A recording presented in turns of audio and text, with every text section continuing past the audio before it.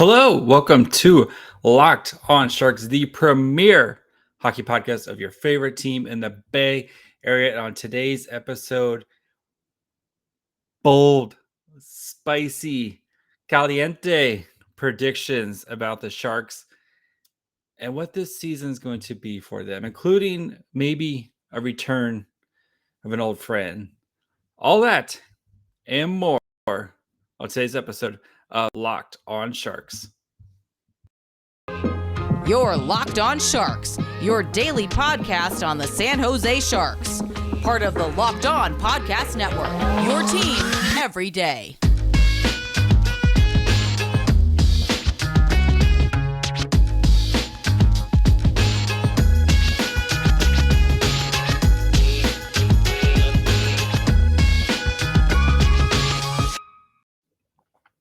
I'm your host, JD Young, contributor at Fear the Fin and San Jose Hockey Now. I want to thank you, of course, for making Locked on Sharks your first listen of the day. We're free and available wherever you get podcasts. And of course, you can subscribe on YouTube. If you're on YouTube right now, if you haven't already, hit the subscribe button, hit the little bell that we get the notifications whenever episodes come out. And especially on the weekends, we're going to be doing more postcasts. We're going to be talking about the games right away so we can kind of, have fun right after the games. So I know the Sharks, they played their final exhibition game against Berlin.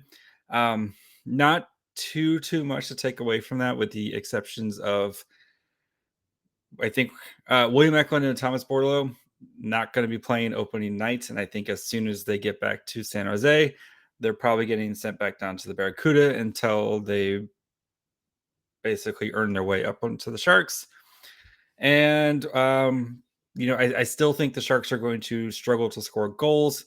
I know the Sharks that first kind of period or so, they struggled with the larger ice format that the international rinks are on, with that extra 15 feet on each sides. But, they dominated play against a pretty good team. Like this German, team is a good hockey team that's made of either former NHL players, mostly, or former AHL players. It's not like scrubs that they found out on the street and threw on a bunch of skates. Like, the Sharks had to earn their opportunities and stuff. But I still think when push comes to shove, this team is going to struggle to score goals, with the exception of a few people, one of which we'll talk about a little bit later. But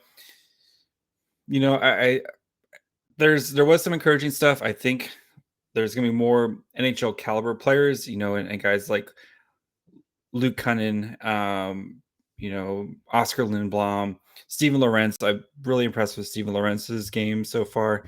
Like, these guys are going to be fine day in, day out. I just, as I've talked about a lot, I just don't know how high of an upside team this is.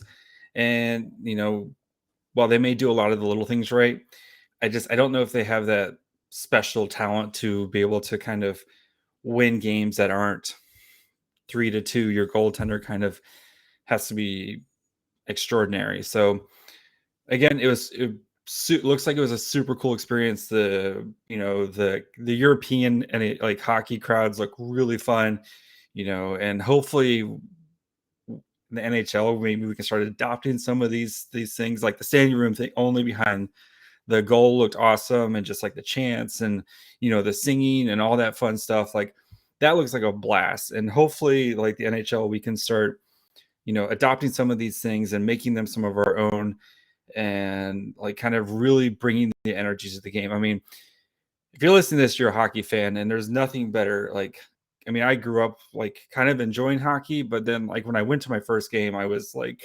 hooked, like stick it to my veins. And look at me now. Like, imagine some of that atmosphere, but with like the NHL play.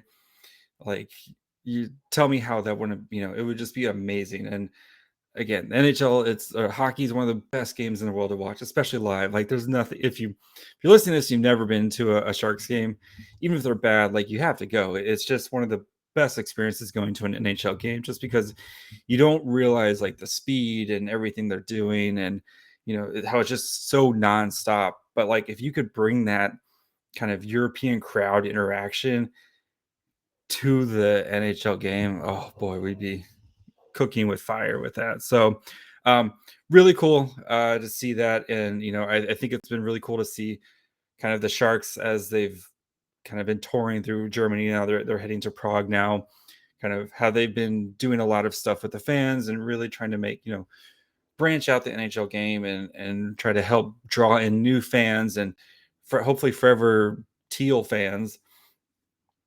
But it's a really cool experience. And a lot of I know some listeners have reached out to me that saying they're going to the games this weekend and stuff, and I'm really jealous of you, and I hope you guys have a blast, even if the Sharks don't win. But just having a blast. For some of you guys, this European, might be your only time realistically, like getting to see some of your favorite players. So if you're going this weekend, enjoy. I'm really jealous of you. I think it's going to be fun no matter what happens in the actual games, just being there and kind of enjoying the speed and the tenaciousness of an NHL game. And and then hopefully you get that crowd going. Oh man, it's going to be insane. So I know, really cool with that. So next we're going to get into some of my bold predictions. I'll give you one little one before we get into our break, and then I got some spicy bold predictions, but this one's a little bit more mild of a bold prediction. And three players on the Sharks opening night roster will be traded this season. If you've listened to me for a while, you know that I've said the Sharks probably are not going to be a playoff team, and I think they're going to be one of the 5 worst teams in the NHL, all said and done.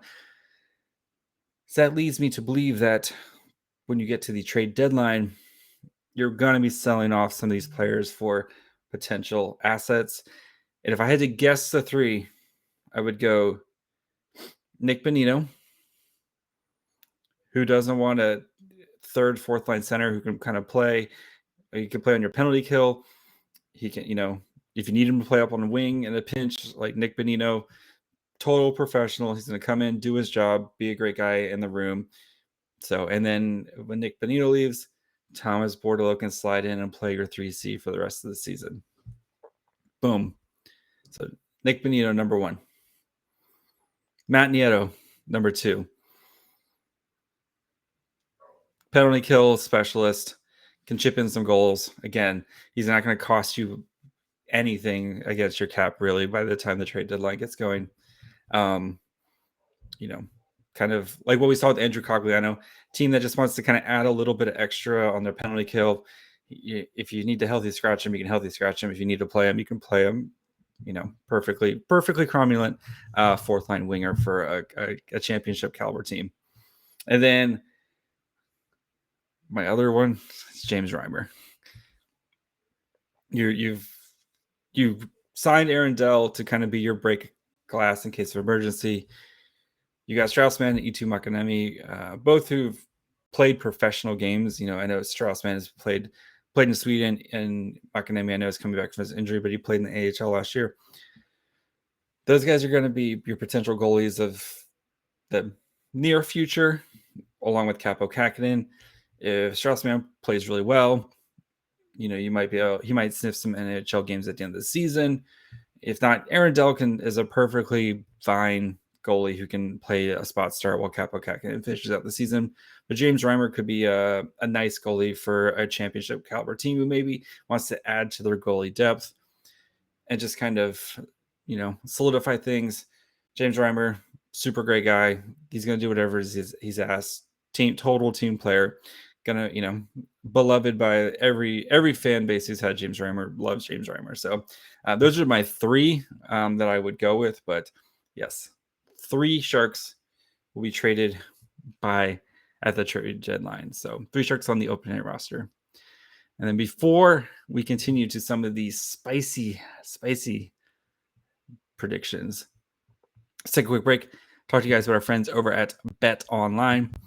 You guys know BetOnline is your number 1 source for football betting information this season. Find all the latest player developments, team matchups, news, podcasts, and in-depth articles and analysis on every game you can find. As always, BetOnline remains your continued source for all your sports wagering from live betting up to the minute scores for every sport out there. They're the fastest and easiest way to get all your favorite games and events, including MLB. You got baseball playoffs right around the corner, MMA, boxing. You have golf. They have 1,000 tournaments always going on with golf. NBA starting up soon. You got NHL, of course, that starts this weekend. So head to their website at betonline.net or use your mobile device to learn more. BetOnline, where the game starts. All right. My boldest prediction. Timo Meier will be a 90-point player. But JD, how can Timo Meier be a 90-point player and the Sharks be bad? Those things don't have to be mutual. Like, there's been plenty of amazing players on really bad teams. Connor McDavid. Timo Meier is not Connor McDavid. It's fine. Timo can have the best year of his life, and the Sharks can still be bad. Just because I don't think there's enough prolific scores behind Timo Meier other than Tomas Hertl and Erik Karlsson when he's healthy to really kind of juice the Sharks. So, but anyway, Timo Meier is going to get 90 points, and here's 40 goals, 50 assists. So how can one Timo Meier get there? First thing, playing with Tomas Hertl this season. If you remember last year, there was still the Logan Couture's the 1C, and Tomas Hertl was playing kind of 2C. And last year, the beginning of the season, it was Jonathan Dahlin, Logan Couture, and Timo Meier. R.I.P. Jonathan Dahlin. But that line was one of the best lines in hockey until they weren't, right? They started the first month of the season. They were literally one of the best lines in hockey. If you go look at the advanced stats, go look at the stats, that line produced. They switched up the role. Dahlin got hurt. They kind of switched up. Hertl finally took the 1C mantle from Couture, and they Bob Boughner started kind of giving him that role, right? It was the pecking order was clear on the center depth chart, and Timo Meier started playing with Tomas Hertl, and then they added Barabanov. That line was great too, and I think a full season of Timo Meier and Tomas Hertl, you're going to see a more prolific offense out of this. So we know the chemistry these guys have. I mean, you saw the play between Hertl and Timo in the exhibition game against Berlin with the nice give and go behind the back pass by Timo Meier to set up Tomas Hertl. And Barabanov, if he's the same kind of 40-point guy, that's fine. If Eklund cracks the lineup and starts playing with these guys, there's plenty of opportunities, right? But I think keeping the two, Timo Meier and Tomas Hertl, stapled together for the entire season, that's the step one. Having Timo, those guys both can drive a line, right? So if you have two playmakers and two guys who can finish, that's going to help you to get points. Number two, I think the power play is going to be improved under David Quinn. And not only is it going to be improved, Timo Meier is the focal point of the power play. So last year, the Sharks finished 22nd on the power play. I think they were around 19% on the power play. And that power play, I mean, we all watched that power play. Not super great. The Sharks power play in the preseason, I know the first two games were rough, but I mean, David Quinn himself said, we haven't practiced our power play at all. It was just go out there, guys, and kind of mess around and see what you can do. But by the end of the preseason, that power play was kind of clicking. They were 2 for 2 against Vegas. I think they were 1 for 3 against the Ducks. And then 2 for 4 against the Kings on that Wednesday game. You can see where the system, I think, is going to be much better for the power play. And if Timo Meier is the focal point, especially with Brent Burns gone, Timo Meier is going to be the guy taking the shots. That he is going to be. So last year he had 12 power play goals. What if he's 15? Just saying. Just 3 more. Not like a huge jump. Got maybe one that hit the crossbar goes in, or one that's just little things like that. It's not like a huge jump. But even if he just replicates it, we'll just say he's at 12 goals. That's fine. But the biggest jump for Timo Meier is going to be the even strength shooting percentage. So I went back last 4 years. I looked at Timo Meier's even strength shooting percentages. So this is 5-on-5, 4-on-4, and 3-on-3. Like Timo Meier is going to play all those situations, right? Like we know Timo Meier not going to play penalty kill. That's fine. That's not what Timo's out there to score goals and look awesome doing it. But you're going to have him out there on even strength. He's going to be out there on 5-on-5. He's going to be out there on 4-on-4, especially with extra ice. He's going to be out there on overtime 3-on-3 situations. So 2018, 2019. So I looked at his shots, his shooting percentage, and how many goals he scored in the last 4 years while under these circumstances. 2018, 2019, he had 209 shots. He shot 11.48% shooting percentage. He had 24 goals. Awesome. 2019, 2020, 172 shots, 11.63%, 20 goals. Okay, not bad. We like that. 2020, 2021. So this is the COVID year where they played 56 games and they played the same 7 teams. So a little bit of kind of throw this one out, but still 131 shots. So in 56, or he played less than that, but 131 shots, 7.63 shooting percentage, 10 goals. So big drop in the shooting percentage. Last year, 2021, 2022, 264 shots, 8.71% shooting percentage. So a little bit of an increase, but not like those other 2 numbers at 23 goals. So let's just say Timo Meier, career year, he's going for career year, right? We know the contract situation. He's going to try to put together his best numbers. I think he's going to be shooting more. He's going to be out there like he's the Sharks' best player right now. What if he's at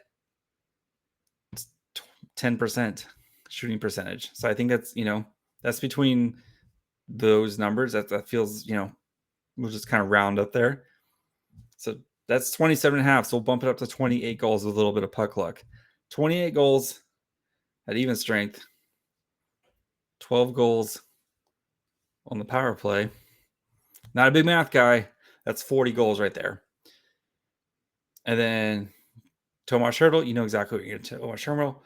If Erik Karlsson, I think, again, Timo Meier is going to be out there for all the power plays. 50 assists doesn't, that seems very doable with the positions that Meier is going to be in. And again, if you have Timo Meier and Tomas Hertl the entire season together, there you go. So Timo Meier, 90-point season. That'd be the most amount of points by a Shark since 2007, 2008, when Joe Thornton had 96 points. Book it. All right, before I get to my final 2 bold predictions, including a very interesting one between the Sharks and the Barracuda, do want to let you guys know, of course, about Locked On NHL. Thank you guys, of course, for making Locked On Sharks your first listen. We're free and available wherever you get podcasts. And, of course, subscribe on YouTube. If you're watching on YouTube right now, you can see my bedroom. I'm recording from the bedroom tonight. But make sure you guys hit the subscribe button, hit the little bell, so that way you know whenever new episodes come out. But go check out Locked On NHL. They've got you covered for all the national stories. Every Wednesday is Western Conference Wednesday, where they focus just on the Western Conference teams. Thursdays are the power ranking shows. We have our first power rankings of the year coming out on Thursday, where every team slots in. Gil has you guys covered on Monday for the biggest news stories that happen over the weekend. So make sure you guys go check out Locked On NHL wherever you get podcasts. And of course, subscribe on YouTube as well. All right, 2 more. So 1, Joe Thornton plays for the Sharks this year. I know he's 1,000 years old. The Sharks are bad. Why would he do this?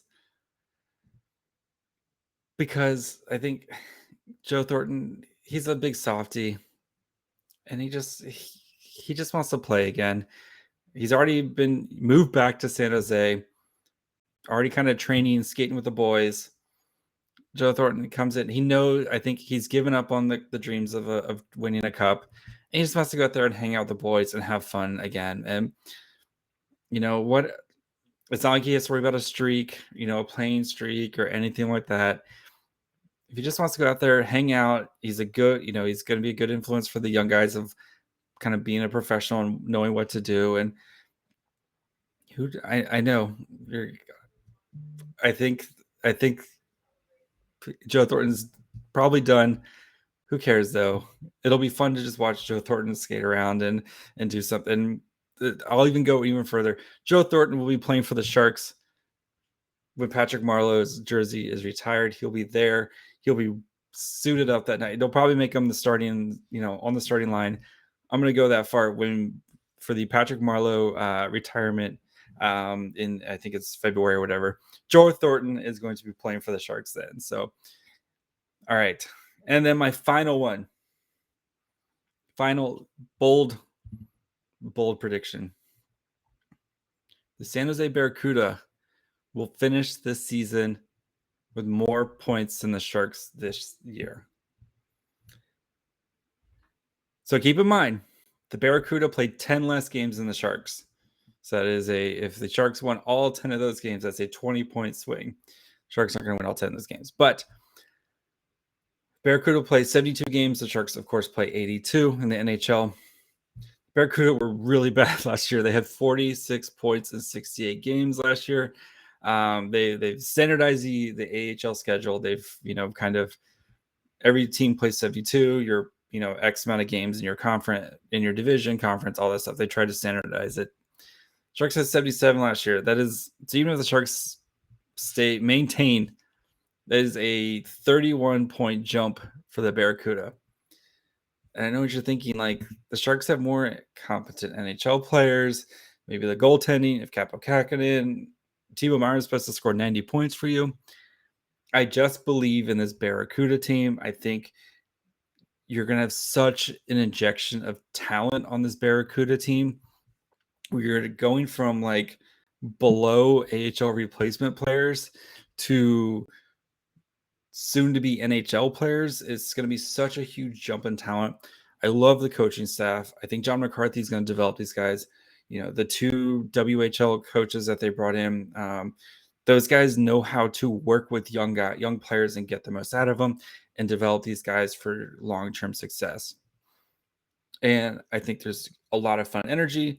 And if Bordeleau and Eklund and Gushin and Co. and Robbins, and if these guys are playing a lot of Barracuda games, which it looks like these guys might be playing a lot of Barracuda games, this Barracuda team is going to be fun. They're going to be fast, and they're going to be good. So, and it's going to be by design because the Sharks are going to be stealth tanking.